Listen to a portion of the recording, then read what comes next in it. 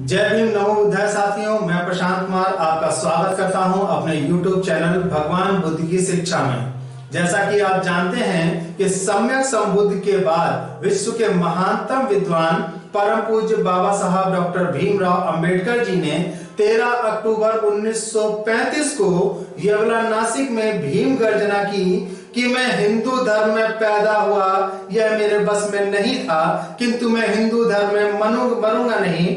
और 14 अक्टूबर 1956 को नागपुर की पवित्र दीक्षा भूमि पर बहुजन समाज के लगभग 6000 जातियों के 14 लाख अनुयायियों के साथ विश्व के इतिहास के महानतम धम्म दीक्षा समारोह में बाबा साहब ने विश्व के सर्वश्रेष्ठ धर्म बौद्ध धर्म की दीक्षा स्वयं ग्रहण की और अपने अनुयायियों को भी दीक्षा दी।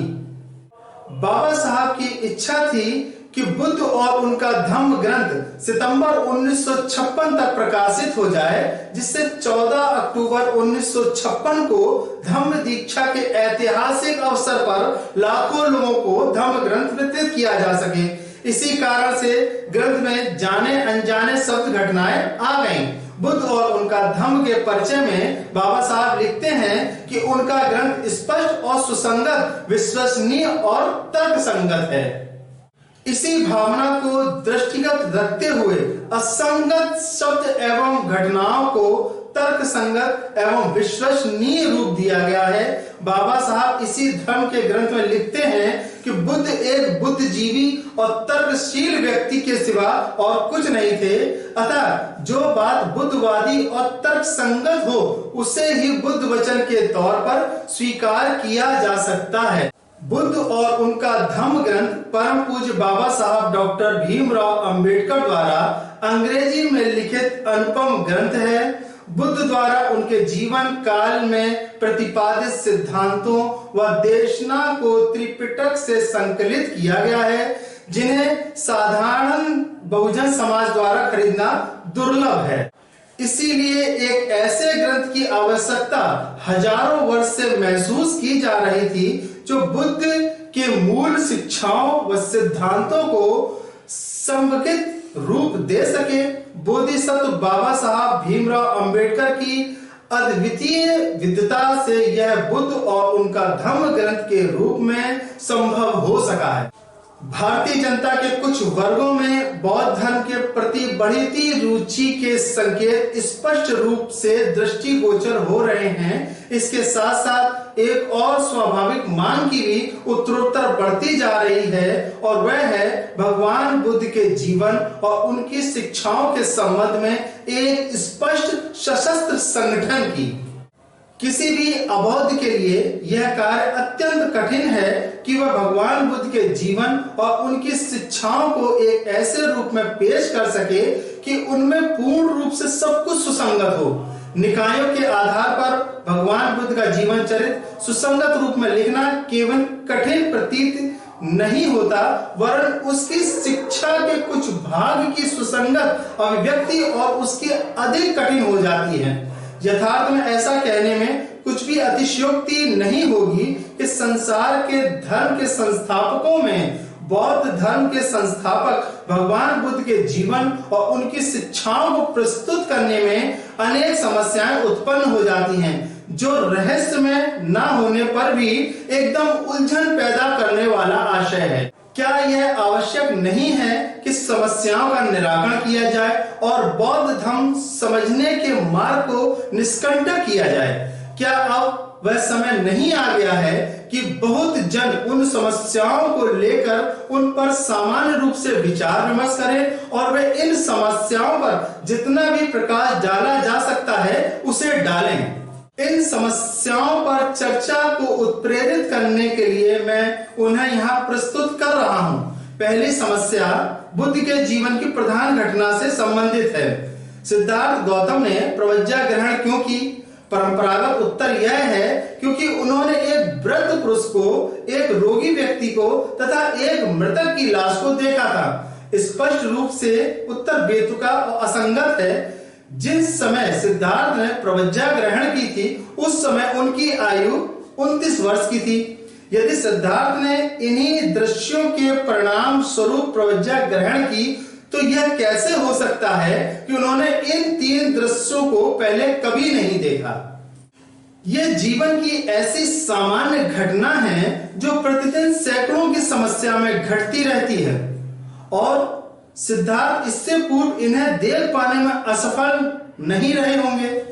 यह परंपरागत मान्यता को स्वीकार करना असंभव है कि 29 वर्ष की आयु होने पर भी सिद्धार्थ ने उन्हें पहली बार देखा। यह व्याख्या विश्वसनीय और तर्कसंगत नहीं है। यदि यह प्रश्न का उत्तर नहीं है, तब यथार्थ उत्तर क्या है? दूसरी समस्या 4 आर्य सत्यों द्वारा उत्पन्न होती हैं। क्या ये बुद्ध की मूल शिक्षाओं के ही भाग हैं? जीवन स्वभाव का दुख है। यह सिद्धांत जैसे बुद्ध की जड़ पर ही कुठाराघात करता प्रतीत होता है। यदि जीवन ही दुख है, मरण ही दुख है, पुनरावृत्ति ही दुख है, तब तो हर चीज का ही अंत है। ना ही धर्म और ना ही दर्शन व्यक्ति को इस समस्या से समाधान दे सकता है। यदि सुख से मुक्ति ही नहीं है, तो फिर धर्म भी क्या कर सकता है? और बुद्ध भी किसी आदमी को इस दुख से मुक्ति दिलाने के लिए क्या कर सकते हैं? क्योंकि जन स्वयं ही सदा दुखमय है। यह 4 आर्य सत्य अबोधों द्वारा बौद्ध धर्म स्वीकार करने के मार्ग की बड़ी बाधा है, क्योंकि 4 आर्य सत्य आदमी की आशा से वंचित करते हैं। यह 4 आर्य सत्य धर्म के सिद्धांत को निराशावादी सिद्धांत बना देते हैं। क्या यह 4 आर्य सत्य बुद्ध के मूल सिद्धांत के भाग हैं, अथवा यह कि भिक्षुओं द्वारा की गई अभिव्यक्ति है? तीसरी समस्या का संबंध आत्मा, कर्म तथा पुनर्जन्म के सिद्धांतों से है। बुद्ध ने आत्मा के अस्तित्व को इनकार किया, लेकिन यह भी उन्होंने कर्म तथा पुनर्जन्म के सिद्धांत का भी समर्थन किया। प्रथम दृष्टि से प्रश्न पैदा होता है कि आत्मा नहीं तो कर्म कैसा, आत्मा ही नहीं तो पुनर्जन्म कैसा? यह सचमुच चकरा देने वाला प्रश्न है। बुद्ध ने कर्म तथा पुनर्जन्म शब्द का प्रयोग किन विशेष अर्थों में किया? क्या बुद्ध ने इन शब्दों का भिन्न अर्थों में प्रयोग किया? उन अर्थों से सर्वथा भिन्न जिन अर्थों में बुद्ध के समकालीन ब्राह्मण ने इन शब्दों का प्रयोग किया था, यदि ऐसा है तो किस अर्थ में, अथवा क्या उन्होंने इन्हीं अर्थों में इन शब्दों का प्रयोग किया जिन अर्थों में ब्राह्मणों ने इनका प्रयोग किया करते थे? यदि हाँ, तो क्या आत्मा के अस्तित्व को स्वीकार करने तथा कर्म को पुनर्जन्म के सिद्धांत को मान्य करने में भयानक असंगति नहीं है? एक चौथी समस्या भिक्षुओं को लेकर है। बुद्ध द्वारा भिक्षु संघ की स्थापना का क्या उद्देश्य था? क्या उनका उद्देश्य एक परिपूर्ण मनुष्य का निर्माण था, अथवा उनका उद्देश्य एक समाज सेवक की रचना करना था जो लोगों की सेवा में उनके मित्र, मार्गदर्शक, दार्शनिक के रूप में समर्पित हों? यह एक अत्यंत महत्वपूर्ण प्रश्न है। इस पर बौद्ध धर्म का भविष्य निर्भर करता है। यदि भिक्षु केवल एक परिपूर्ण मनुष्य मात्र है, तो उसका धर्म प्रचार कार्य में कोई उपयोग नहीं, क्योंकि यद्यपि परिपूर्ण मनुष्य है तो वह एक स्वयं तक सीमित स्वार्थी आदमी ही है। दूसरी ओर यदि वह समाज सेवक भी है, तो उसे बौद्ध धर्म भी कुछ आशा रख सकता है। इस प्रश्न पर केवल सैद्धांतिक संगति के हित में ही नहीं, भावी बौद्ध धर्म के हित में भी निर्णय लिया जाना चाहिए। एक प्रश्न बाबा साहब डॉक्टर भीमराव अंबेडकर जी से अक्सर पूछा जाता था कि वह उच्च शिक्षा प्राप्त करने में कैसे सफल रहे। दूसरा यह अन्य प्रश्न था कि उनका जो झुकाव था वो बौद्ध धर्म की ओर ही क्यों हुआ।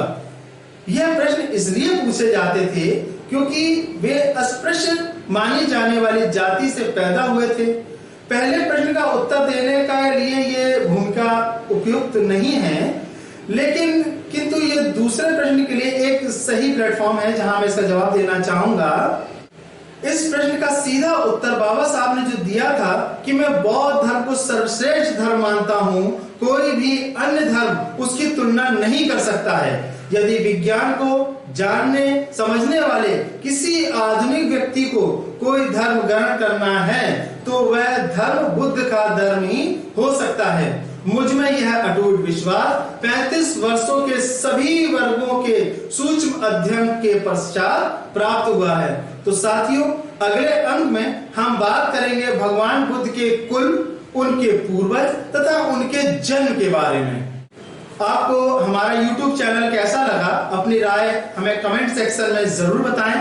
हमारे चैनल को लाइक और सब्सक्राइब करें और घंटी का बटन अवश्य दबाएं ताकि हमारे वीडियो आप तक आसानी से पहुंच सके।